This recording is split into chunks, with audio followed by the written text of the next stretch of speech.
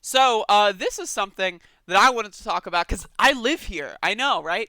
You may notice that my shirt is inside out and backwards. That's because I sleep with my shirt off. And when I put my shirt back on, it was inside out and backwards. And normally I would fix that before starting my show today, but I decided, you know what? The webcam's already on. I forgot it was backwards until I turned the webcam on. What am I going to take my shirt off on the show? Of course not. Of course not. As much as the viewers would want that to happen, it's not going to happen. So we're dealing with the inside out shirt. But anyway, I live in North Carolina. And over the past few days, we've gotten an extreme amount of rain, like a significant amount of rain, to the point where like my streets are flooded. Now, I live in the East Coast. A lot of, from what I understand, real damage has happened more in central and western North Carolina. But I'm going to read this story here from the New York Times that kind of just goes over what was going on. A bunch of people were injured and at least 7 killed in flash floods all across the state. So bad news, everyone. So let's read. At least 7 people were killed and 2 others were missing in North Carolina on Thursday as flash floodwaters swept away roads and bridges, the authorities said. The state bore a heavy brunt from the same weather system as Tropical Storm Eta, which, with some areas receiving about 10 inches of rain. And again, I live in North Carolina. My city was flooding.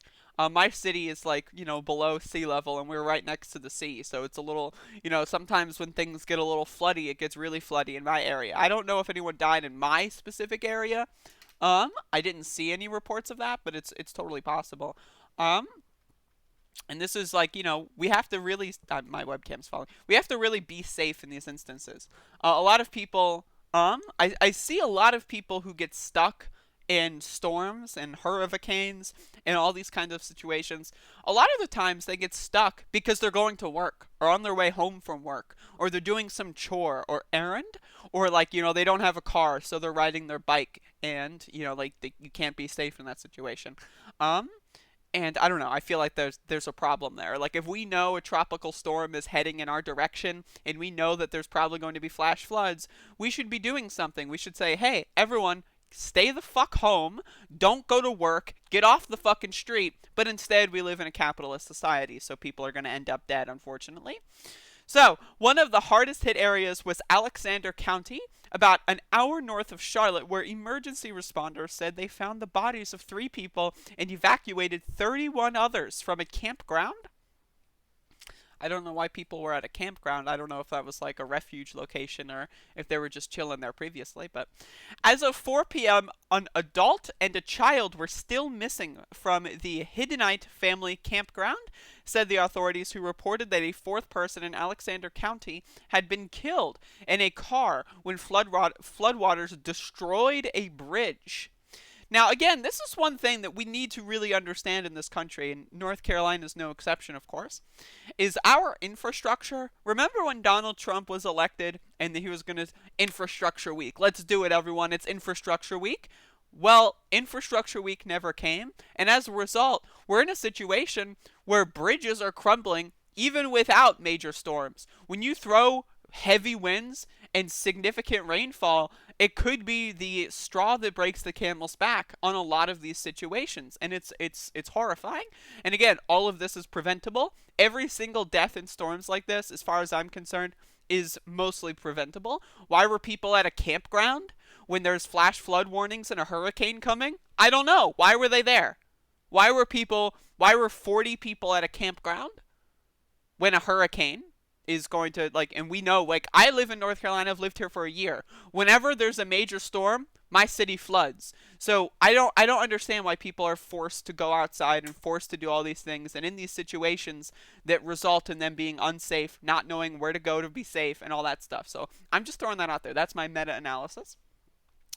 It is hard on the rescuers, especially when you have to break the news to the family. Chris Bauman, the county sheriff, said during a news conference on Thursday afternoon. Alexander County was one of 5 counties in North Carolina that declared a state of emergency on Thursday, according to Steve Powers, the state's deputy director of emergency management. The others were Burke, Catawba, Iredell and Yadkin, I'm so sorry, please forgive me. At least 4 bridges and 50 roadways in Alexander County were breached by floodwaters, the authorities said. Amber Roberts, a television reporter for Fox 46 Charlotte, was live on air when one of the bridges collapsed in front of her. A video of the journalist's call drew widespread attention on social media. "This is incredibly," Miss Roberts said, screaming as the bridge gave way. "Scary. Okay, we're backing up. We're backing up." Okay, so is this the video? Let's find the video on Facebook, everybody. What is that? Why is that? What is this? Welcome to I don't have a Facebook account. Please stop. I don't want to do this. Let's see. So as you can see here, there's some damage. That's weird. What happened to Infrastructure Week, right? What happened to that? It's almost like, our country is crumbling and not ready for the superstorms that are coming year after year because of climate change. It's almost like that's the case, right? But yeah, so you can read the rest of this article yourself. I'm going to read a little bit more tidbits here. But the flooding was a result of a cold front in the area mixing with deep tropical moisture as a result of Tropical Storm Eta, which battered both coasts of Florida for days as it moved north, according to a meteorologist with the National Hurricane Center. This is a direct association with Eta, the meteorologist Dennis Feltgen of the National Hurricane Center in Miami said. "The cold front normally would trigger some rain," Mr. Feltgen said. "We're all used to that, but unfortunately Eta is in the position where all the deep tropical moisture from the storm is getting pulled ahead of the front, and it's getting right across the Carolinas and southeastern Virginia." In another part of the city, a man riding a bike with his wife spotted a man trapped by rising water before firefighters came to the rescue. "He was up to his neck, holding onto a tree," the witness told television station Fox 46. "So we realized he was in trouble, and I called 911. By Thursday afternoon, Eta was about 115 miles south-southwest of Charleston, South Carolina, though its impact reached far beyond. Remember, this is not a dot on a map. These are large storms with impacts over a large area. Eta is a classic example." So again, this is one of those things that we have to understand. We live in a fucking society, right? We have, and again, it sucks that there's people that are dying, but I want to give a preventative message out there. Flash flood warnings, hurricanes, and, other weather fronts converging. We knew that that was going to happen. I knew that that was going to happen. It was on weather bulletins for a couple days. There is no excuse for people to be outside trying to get to work, trying to do this, trying to do that, being at a campground. Why were 40 people camping moments before a flash flood? We have the internet, we have cell phones. People should not be in these situations. I don't know, man. Maybe I'm missing some context, I don't know. But it's just, it sucks. It's awful.